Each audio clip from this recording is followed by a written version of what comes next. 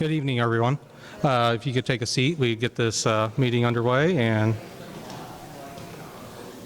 answer any questions everybody has. Oh. See, that was my problem too.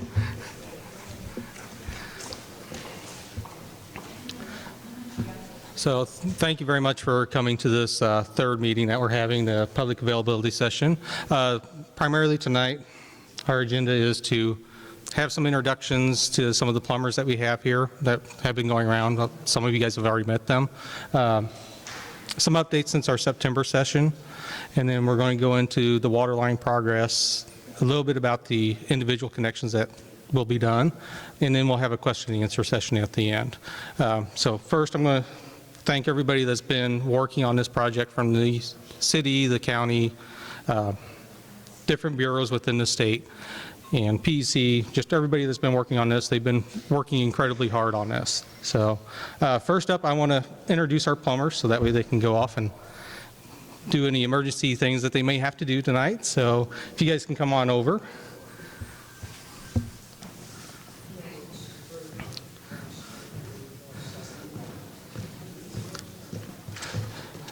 So first off, I'll introduce Mike Balu. He's been contacting almost everybody that has, for the pre-bid meetings and just in general coordination for this project. Sorry about the voicemails. Next we have Jim with ASAP Plumbing and Construction, Justin with Iverson Westfall Plumbing, and then Kendall with Bowers Plumbing. You guys have anything that you would like to say, or? You can give me a call back as quick as you get my voicemail. I tend to have a lot of spots open up and can get you in next day to have your home added to our list so we can come out and evaluate your individual circumstances to get you connected. I know nobody likes to see calls from strange numbers, but I promise I'll keep it short and sweet, and we'll get out there and get you on the list of people who get connected and get you taken care of. And if you've got a giant dog in the yard, let me know when we talk. I know I look super quick, but those dogs outrun me pretty often. So, yes, ma'am. Use the microphone, please. Come on over, Mike. I was going to say I have a hard time getting a hold of some people on occasion, and I know nobody likes to get calls from a unknown number. I'm calling everybody right now to get you set up individually so that your residents can be evaluated by our plumbing group to have your home connected. So if I leave you a voicemail, I promise I'm not harassing you for no reason. I'm trying to get you on our schedule so that we can come get you on the list of it's not a priority. It's going to be based on where water comes into the mains first, but the sooner I get a call back from you, the sooner I can get you on the list and we can get your house connected once water's available. And then the addendum to that was, if you have a giant dog in the yard who may not like 4 strangers wandering in, if you could let us know. We've had a few surprises, and as quick as we look, we tend to get outrun by some of those dogs sometimes and would like a heads up. So thank you guys for your patience, and if there's anything GSI can do for you, any questions that you have, please feel free to contact us anytime. You know, I just tell him he has to be faster than the slowest person there is, so. So we'll go ahead and get started on this. And if you have any questions, please try to save those till the end, and then we can answer those at the end there. So some of the updates we have here. We have 228 properties that have been identified during this process. We identify those properties using what's called the Geographic Information System, which has all the parcel data for this area loaded into it. When we do it, we run a 500-foot buffer around the contamination. So if you're within that 500-foot buffer, you're going to get connected. So one thing I have to mention is we have 174 agreements when I type this. Today I got a few more from the Public Works Office. We have now 181. Let me grab something. So, if you haven't turned those back in yet, no matter if you want to be connected or if you don't want to be connected, please get those back to me. One form that tends to get left off a lot is this City of Hayesville cross-connection form. So if that wasn't turned in, you'll probably be getting another letter from me saying, please fill this out and return it back to me. And then we can go ahead and proceed with that connect. If there's any questions or anything on those access agreements, please let me know. You can call me, email me, whatever you need to do to get hold of me, and I'll try to answer those questions. So right now, they're actively working to bid these properties for the agreements that have been returned. Once the water lines go into service, they will start working on getting everybody connected, that they have returned those agreements. So far right now, we have 3 connections that have been completed. Those are along Seneca. The reason there's only 3 done right now is we've had some issues with the water lines, and Tony will go into that in a little bit here. Since the last meeting, we've installed 30 monitoring wells. On the maps up here, you can kind of see where those are. If you have any questions about those, I can answer those. We have those wells in place so that way we can monitor that contamination as it's moving through the ground. So here's an image of them putting in the monitoring wells. So here you can see they have a drill rig in place and they're putting those wells in. A lot of the wells only have 2 well sets. This one right here happens to have 3. So we're looking at 3 different intervals within that subsurface. So this is the area of concern that most people have seen on the news stories, and this is what we were using to identify, to contact everybody. With the 500-foot buffer, we can now reduce this down. Doesn't show up real well here, but there is a map in the back of the room that shows this. There is a red line that now goes around here, and that is our new area of concern. So going forward, those are the people that are going to be contacted regarding any additional updates that need to be done. So you can see, oh, went back the wrong way. So as you can see, there's been some shrinkage of this area of concern here. So there's pretty good shrinkage right here, but probably about 700 feet or so. So if you have any questions about that, feel free to let me know. So this is the current map that we have of where the contamination is with the 500-foot buffer that you can see all the way around. You can kind of ignore some of this up here. We just run this buffer and it goes all the way around. So anybody that's in that buffer will be getting connected. We use some data with where the well locations are for your wells. So if your property is getting touched by this buffer, but your well is not in that area, then it won't be getting a connection done. So what are our priorities with this water main? The priorities first and foremost, going back to this slide, is going to be the properties north of 79th, which runs right through there, and that is solely due to the contamination levels. It is based on science and nothing else. So, and some of that is also due to the water lines are coming down from the north. And our priorities are to connect the properties with the highest contamination levels. I'm sorry. So what we're doing right now is installing water mains to connect the homes in the final area of concern, which was on a previous map. This is the final area of concern is the area of contamination plus the buffer. So I think you might have missed the buffer map. Probably did. So that is this map right here. So the white area is that buffer. And Contamination is exactly where? the contamination is right in the middle there. So the buffer is going around the contamination. And that buffer is in place so that way if there's any shift or anything that we can account for that. Phone number to call to get your well tested, not call that numerous times with no response whatsoever. Couldn't get anybody in. What is the address that you're at? 817 West 81st Street South, Hayesville, Kentucky. Kansas. If you call my phone, it's the 8025 number. I've tried to get back to everybody. There's a chance that my voicemail may have been full and it didn't get to me. I know there's no... One is on the letter. I don't have a letter with me. That would have been my number, and Your number? yeah. Visiting about that afterwards for the good of the group. And we can save that till afterwards, but yes, I've tried to call back everybody that's called me. So, and I know there's no consolation. We are doing the connections down in this area now, so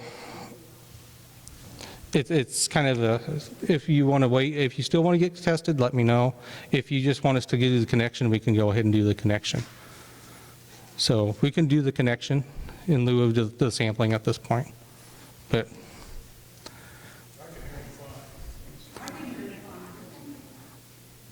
so we'll talk about that afterwards. Okay, so that's okay. We'll discuss it after we're done. So, like I said, we're focusing on the people north of 79th first. Just because the contamination is higher there, that's where we see the contamination above the drinking water standard. We're looking at our final area that's within that 500-foot buffer plus the contamination zone. So private water connections, as to who's paying for that, I still get some questions on that. KDHE is paying for the water connections. The city does have a fee for the account setup. That's a $25 fee for the account setup.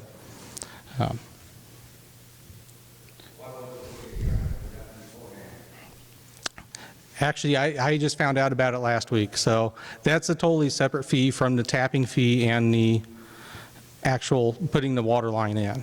This part is just for their portion of getting you set up in their system. The state paying for all this, okay, and then you guys, city of Hayesville, when you turn around and pay it, or charge us $25 for everybody that gets hooked up, okay? That's Well, and I remember discussing this, and, you know, it was kind of a surprise to me that that fee was there. Talking with them, that is a standard fee for them. It's not a water connection fee. Why was it $25 hookup fee against everybody's letters or everybody's notices that everybody got talking about? It's on the city's website, $25 fee. It's on the city's And website. That's something every person in Hayesville, if you come move to Hayesville and set up water, every person pays a $25 account setup. It's nothing that we, put towards this project. Everybody who moves to And- Hayesville, change address in Hayesville, they pay that $25 account setup. And I think it's important to note that that is not a fee for getting the water there. This is just a fee for the account setup. That is totally separate from our portion of the water connection. So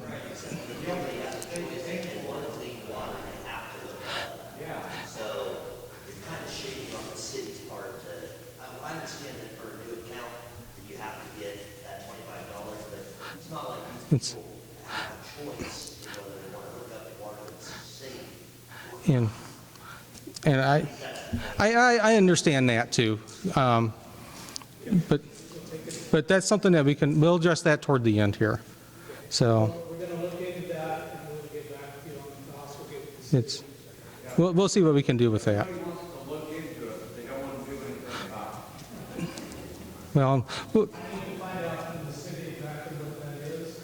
Before And- I can say that's one of the things.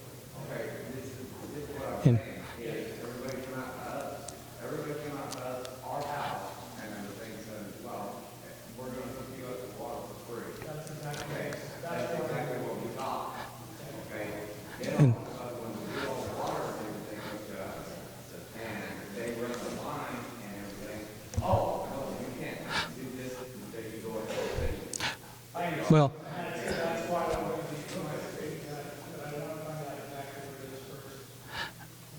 and that was something that, I first heard about it when you called me, Kurt. So that was something that I didn't even know about until you called me. So yeah. So thank you for calling me, so that way we can at least figure out what that is and get on the right track here. So. So typically we do open trenching for these connections. Certain situations do require horizontal boring. Generally, that's when there's utilities in the yard that it costs more money to go through to fix after we're going through there. But that's a determination that's usually made when we're on site. The three plumbers kind of get together, look at what the situation is, and then make a determination. So when are we going to be done? We expect to be done with these private water connections. Worst case scenario, 6 to 9 months. The faster we get the water lines pressurized and water available, that can go faster than that. Or if you run into some unforeseen issues, it may take just a little bit longer. But that's what we're shooting for, is to have everything wrapped up within that 6 to 9 months. So the process, some of you guys have already been through the process of how this all goes. GSI, Mike Balu will contact you, or somebody from his office will contact you to set up an appointment. Once they get that appointment scheduled, they will come out, he will come out there with the 3 plumbers, with Bowers, Iverson, and ASAP. So you'll have Jim, Kendall, and Justin out there. They go through, they will look in to see where the water is coming into your home. So please try to make sure that they can access that wherever that water comes in, the water softeners, filters, those kinds of things. And then if it comes in under the house, they'll look underneath the house and see what they can determine from that. So once they do that, they'll come up with a cost, send that to GSI, which then sends it to me, and then I go through those and kind of evaluate who gets that bid. The winning plumber will then contact the resident to schedule a time to do that connection. Again, this is kind of based on where the water lines are and if it's available for connection. Right now, they're moving pretty good. I think Tony will kind of mention that in the next bit. And actually, I think that's his bit now. Took a couple pictures down there on 79th when they were working down there, so.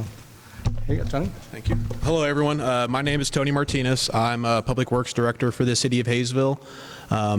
With this project, we have contracted with professional engineering consultants. They're in charge of design and inspection services for this entire project.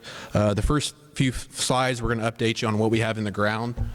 I'm going to skip that map real quick and I'll come right back to it.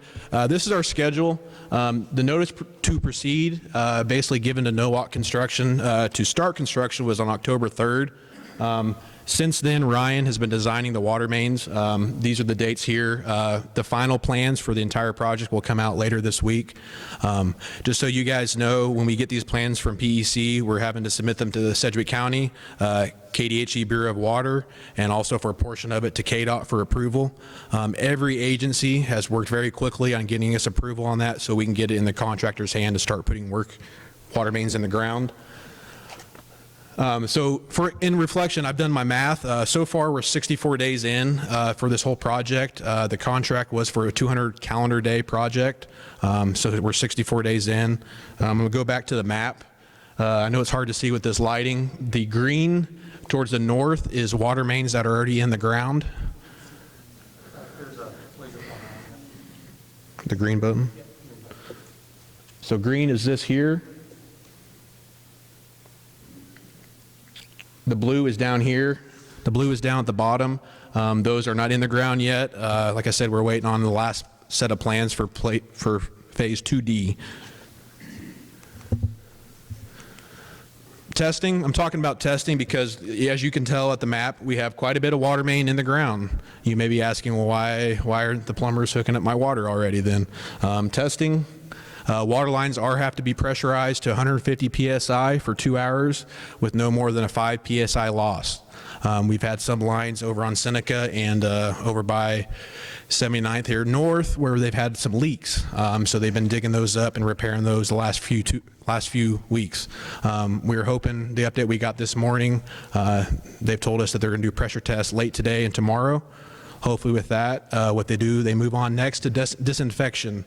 That takes 24 hours. After that, they'll actually submit 2 samples, no shorter than 24 hours apart for bacteriological sampling. At that point, with everything passes, which can take 5 to 6 days, we then give Kevin a call and he turns the plumbers loose. Everything north of 79th, the water meters on the city side are already in the ground. So all we need to do is pass these tests and then we can turn it over to the private plumbers. Last slide I have 2 slides. farther in the project, over on 2C and 2D, there are some water line easements that we're needing to get to lay the water main in the ground. So if you see your name or it looks like your property, if you can afterwards, get with me. And even if it's just give me your phone number so I can get in contact with you in the future. Here are some addresses that are also in that right there. So if that is you, or if you know somebody that has this property, take a card for them, have them give me a call. We had to get 11 easements off of Broadway, and that was the most time consuming, was trying to get in contact with people. So if we can take care of that now, that'll definitely help us out. That's all I have. And I can answer questions towards the end. Thank you, Tony. So I have a few, one more thing. One thing, and something that kind of we're all proud of, so far to date, we have 21,000 linear feet of water main in the ground right now. So in 64 days, the contractor, and along with Ryan here, I mean, he's really the one that deserves a lot of the credit. He's been pounding these plans out quickly and getting approval. 21,000 linear feet of water main in the ground. So.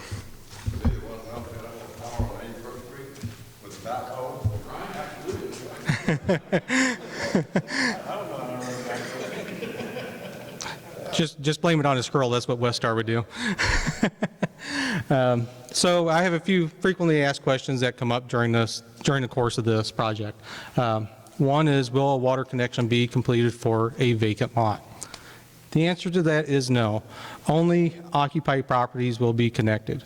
And occupied properties are determined based on the date when the original access agreements were sent out. So the original access agreements for most of this project were sent out on October 13th. There were a few that went out after that just based on getting returned email or return mail that wasn't deliverable. The water mains will be there for future development. So if you move a house into that area and want to connect to that water main, it will be there. I get a lot of questions about these pressure reducing valves. What is it, and can that pressure be changed? The pressure reducing valve is reducing the pressure from that water main down to 50 psi. I'm not sure what they normally run at, but 65, 70. So we're reducing that down. We do that so that way when we do that switch over, it's not an extreme switch to your pipes, and then we have water leaks on your side. It is possible to change this pressure. These valves can go higher or lower depending on how you want it. KDHE will not approve that change. If there's any problems that happen, once you change that, we will not cover any repairs or anything to that side that we worked on. So if you have any questions or anything related to this project, you can contact me. My number is 785-296-8025, or just send me an email, kevin.moon@ks.gov. I've talked to some of you a couple times, so I do answer my phone, and I try to get back with everybody. If you have health-related questions, you can contact Farah Ahmed. Her number is 785-296-6426. And her email's there. These slides should be up on the website here in a few days. So, okay, and with that, if there's any questions or anything. Yeah, once you hook it up to the house, when we get a leak in the house or leak in one of the faucets or something like that, we've got to turn it down. How are we going to control that? I mean, without flooding the whole area. As far as like the, Well, you never know when your pipes going to break, or, you get a leak out of the house, or something like that. You walk out there and shut it off. We don't control that. So another benefit you have being a part of the City of Hazel water utility is we have on-call staff 24/7, 365. Whether it be Christmas, Thanksgiving, there is an after-hours number that you can call. If you call and say, hey, my basement's flooding, my water meter barrel's full of water, you call this number and we have on-call staff that come out. One, they diagnose it. They're going to tell you, yep, the leak is on the city side. We'll take care of it. Or no, it's on your side. Here's a private plumber. You can contact some of those people. $500 gallons of water out of my house coming through my pool. Then maybe you should install a shut-off valve inside the house where you can shut it off right away. be an option.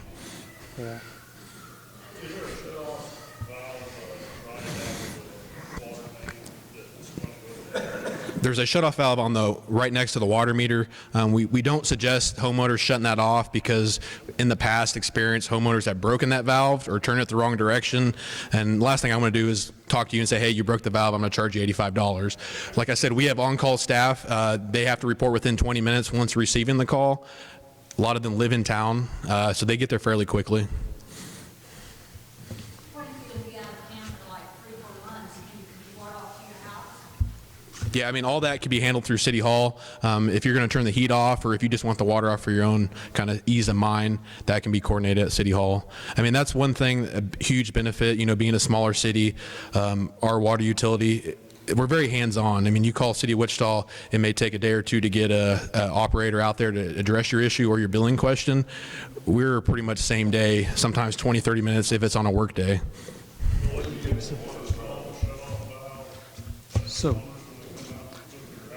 So one thing that Bob just told me is that all the plumbers are putting shutoff valves inside the houses, so you shouldn't have a issue not being able to go out and turn it off. You should be able to turn it off in your house there, so. Where are you getting all that water from? Where's the starting point? From where the city of Hayesville gets their water, we have our own well field west of town. That's not the landfill, is it? No, it's not.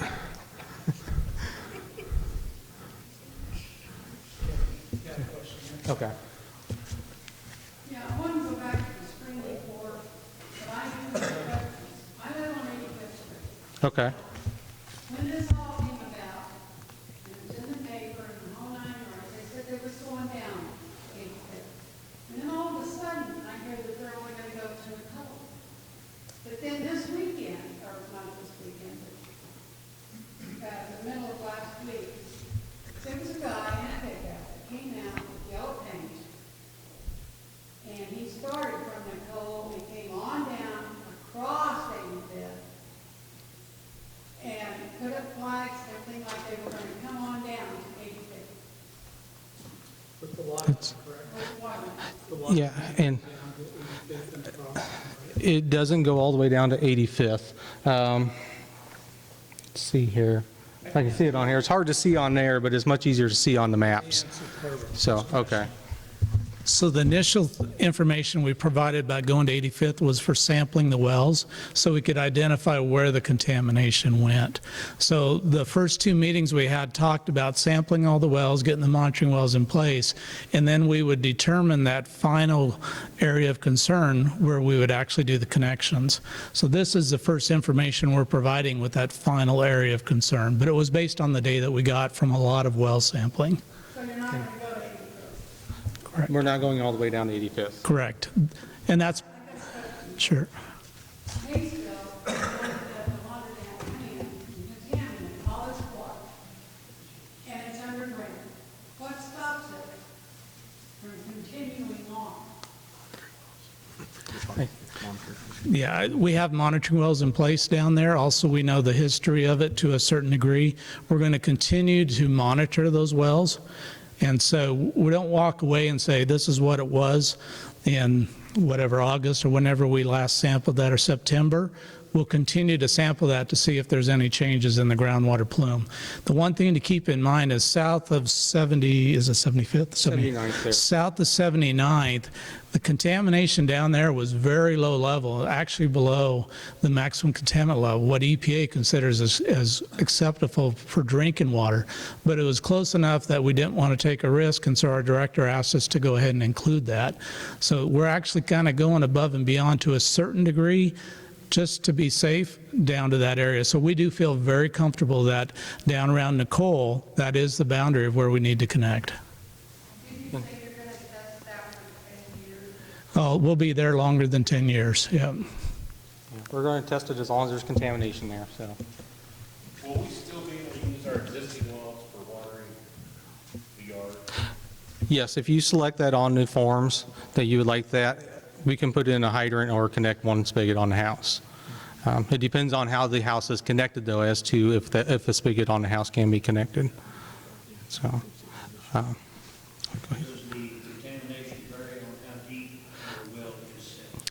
That's why we put the different wells in, so that way you can see if there's any different intervals that are contaminated more than others. Generally, the farther south you are, the deeper the contamination is.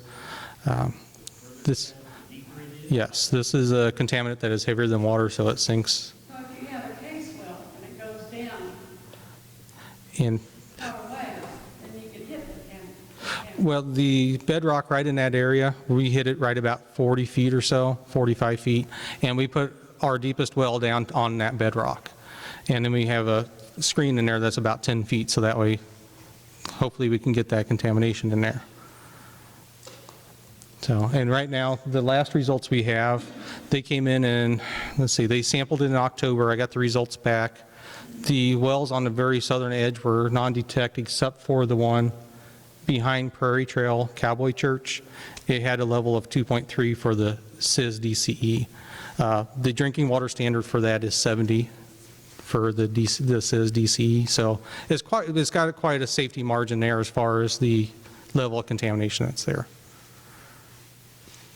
Where are your checking wells? Where do you have them at? On the map, they're a little more visible on there. We have several sets right along Daniel Street down here. So trying to think, we got 4 wells down there. We have a shallow and a deep pair in 2 different locations. And then we have another one over here on this side. Trying to think, there's one there. So we're trying to bound this contamination with these wells to make sure there's no shift. If you start seeing a shift, then we're going to start seeing what we need to do at that point. Will these test well reports be available to the public? They will be on our website once they're approved in final form. How often? Right now, I think we're looking at every 6 months coming out and sampling these wells, possibly a little bit sooner while we're waiting for the water connections to be done.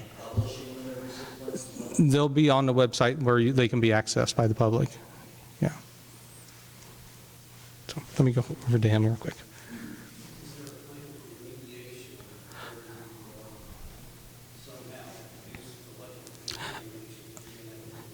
That is something that we are evaluating. There's a couple different technologies that we can use at the source area. A lot of times what we see is when we start working on the source area, the rest of it starts to degrade pretty quick. So that's definitely something that we're looking at. When I've seen this before, like some of the manufacturing plants around Wichita, this, you see fountains out in little ponds and things like that, causing some groundwater. Yeah, they can use a aeration type thing for some of that.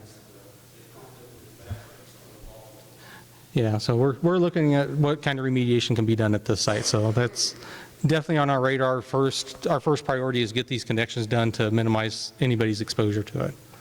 So. Originally, you thought that path was in a different direction, and you were wanting Yes. to bring that. You found out it went this direction. Are you monitoring outside of this area in case it were to shift? We should be able to see that on these monitoring wells, because what we did is we placed them around the outside of this buffer, so that way we can kind of see if there's any shift. We actually put a well right up in here, right across the street from the dry cleaner. I expected that one to have a fairly high concentration. It actually came back with a low concentration, so it was kind of a shock. So it looks like it's moving a little bit more easterly up there, and then it turns more to the southeast. So it's kind of evolving as we get more information in. So if you see it going in a different direction, will you then kind of take the same path? Well, we would take a look at it. Generally, the groundwater is pretty well established there because of Cowskin Creek. It's following the same general path that the creek does in that area. But it's not in the creek, it's below the creek, it's deeper than that. So, you had a question there? Well, you said you have 3 testing wells around Daniel Street. Yes. You have no testing wells south? We put those there as protective of the ones of being any residents farther south.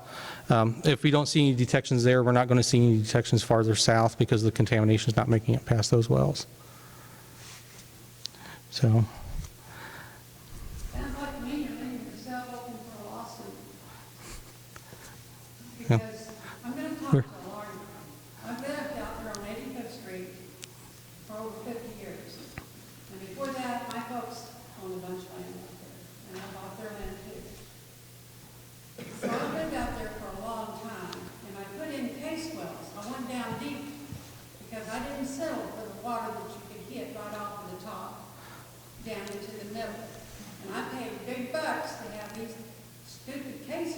put in so that I would get good water.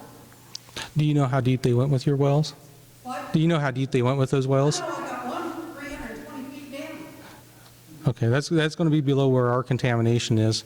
There's a shale layer in there? You put a case well in, you put in If, these bibs. I don't have a problem anyway, they're sections that you screw down in.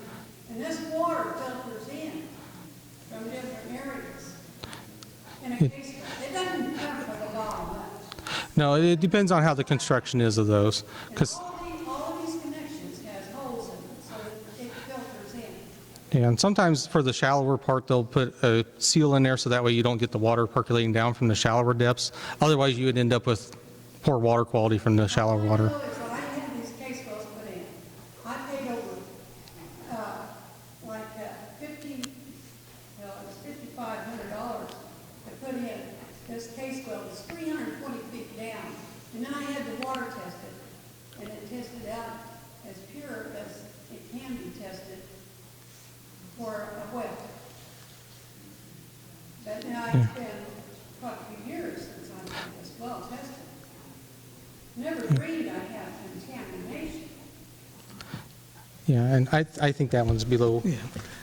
You don't have contamination if you're south of the area that we are monitoring. So that's the good news, is we've looked at that area down there. We're very comfortable with placement of our wells, and we've sampled a lot of private wells. So if you're south of Nicole, you don't have contamination. Now, there's, Nicole hasn't been there except for like about 15 years. That used to be a peach orchard. no, and that's, if there's anything from the peach orchard, like pesticides and stuff, that's different than this. And that peach orchard was contaminated with salt water from the wells. Okay, once again, that's going to be different. And, you know, if anybody does have an interest in having attorneys contact us, that's fine. Let us know. We can get you the information for our legal office, because once attorneys start to contact us, then we can get you that information. Kevin can provide that for anybody that does want that information. One thing, I did talk to the city, and the $25 fee to set up the account, KDHE will pay that. If somebody has already paid that, that'll be credited back to their account, because that is a cost that, again, I think is fine to pay in this situation. So we'll go ahead and get that taken care of. We'll work with the city to amend our agreement with them and add that to the cost.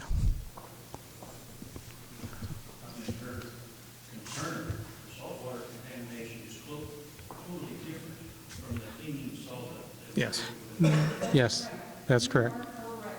Yes, and, you know, we don't test for the chlorides or anything in the water. We're only looking for the volatile organic compounds. When we run that test, it's a full scan. It's for whatever the labs can see as far as that test goes. So, Comment to her. I live on Nicole. I've lived on Nicole for 35 years. All I've had is just a little bit of egg smell. So it's been long. so, okay. Well, time-wise, I'll tell you, but I know It's it's a- a peach orchard. Yeah. I had a So, German Shepherd who used to jump our 6-foot fence and go over there and run that stupid peach orchard. okay, we're going back there. I live on Nicole Street for the past year now. It took me 3 times to get my well tested. They kept telling me they had everybody, they didn't test mine. They finally tested it. I have a contaminated well. Yes, there are some people where we had trouble getting in contact with people and getting schedules to line up to where we could get that tested. I think you were on the west side, 111 maybe, somewhere in there, 211. See, I kind of remember where some people live there. So, but yeah, I think the contamination was fairly low, as well below where the drinking water standard would be. But we're going ahead and connecting that particular property. So. Way back there. Can you speak to how these chemicals and contaminations like dilute over time as they move throughout an area? So the concentration at the original location would be much thicker than what it would be as it's moved? Yes, one of the interesting things about this site is that we see a lot of natural degradation of the contaminant. So it starts out as what's called tetrachloroethylene through bacterial processes and just degradation. It goes down to the trichloroethylene. We don't see a lot of trichloroethylene here at this site, so it's going on farther down to the Cis-12 DCE, and that is what's creating the very large plume that we see is the Cis-12 DCE. So you can kind of see it goes way down here. The Cis-12 DCE, the MCL for that is 70 parts per billion. We have not had any exceedances that I remember except for maybe one, which would be at Bruce Armstrong's property. Of course, got to get the mayor. So, but everybody else has been below that threshold for that. Now, if we take half that MCL, 35, we have had some exceedances of the 35. That's what we use as a standard for who gets bottled water, is if you're over 35 on the Cis-12 DCE, we give you bottled water. If you have any vinyl chloride, which is the next product that comes out, as it degrades down farther, then we give you bottled water because the drinking water standard for vinyl chloride is 2 parts per billion. That one is really low because it is a known carcinogen. So we try to be protective. So if you have that in your water, we just give you bottled water to drink until we can get you connected. As you go farther south, it does dilute out as it's just interacting with more water as you get away from the site. So.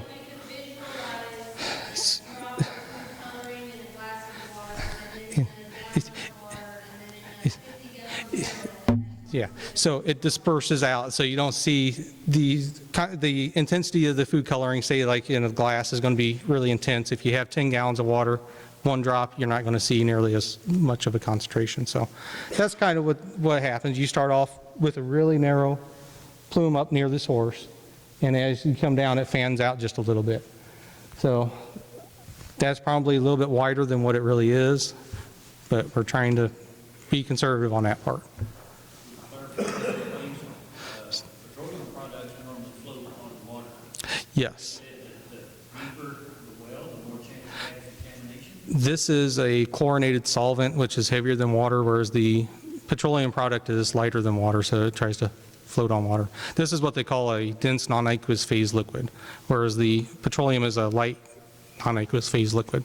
So it tries to stay at the top, this stuff tries to go down as deep as it can, which is why that's why we put those deep wells down there to ensure that we're monitoring anything that's going along that bedrock surface. Yes. I have a question. You changed the borders down here towards 80th and 81st Street off of Broadway. So my house happens to be inside the zone, but you're going to run water mains all the way down 81st Street. Is everybody on the street going to get hooked up, or are you only going to hook up my house at the end of the street? It's only going to be the house that's within that buffer at the end of the street there. And there's a few, I think 82nd is the other one that has just a couple at the very end that are being connected. So, Can you confirm? okay. There was a question about can you keep your water well? And the answer to that is yes, but there are a couple exceptions where you won't. If the well is inside your home or inside a structure, we typically do not allow that to be kept because there are potential of the vapors coming up into the home. So we are going to abandon those wells. There are a few exceptions. We have one that's in, I believe, a garage, and we're going to go ahead and vent that one out. But in most cases, wells that are inside a structure's house or an attached garage, something like that, those typically will be abandoned. Yeah, and we had another one come up today where, what was that? I have a final sale on that property, maybe. Well, then you don't have to get hooked up. This is a voluntary effort. Yeah, if you want it to be connected, the well will have to be abandoned if it's inside the house. With the way he just explained a while ago about the pressure and calling you people, if I get a leak in the house, I don't think I'll want the damn thing. That's your choice. This is not a mandatory thing. We're just offering up this service, and if you don't want to do it, that's okay. I'll have you guys off work, because it may take 3 days to get out there, and this leak's getting worse. Okay, do we have any other questions then? We're going to go ahead and wrap it up then, and we'll be here if you have additional questions. If you want to talk some more in your site, sir, we can do that. And if you haven't filled out an access agreement, please come up and we can do that, or we can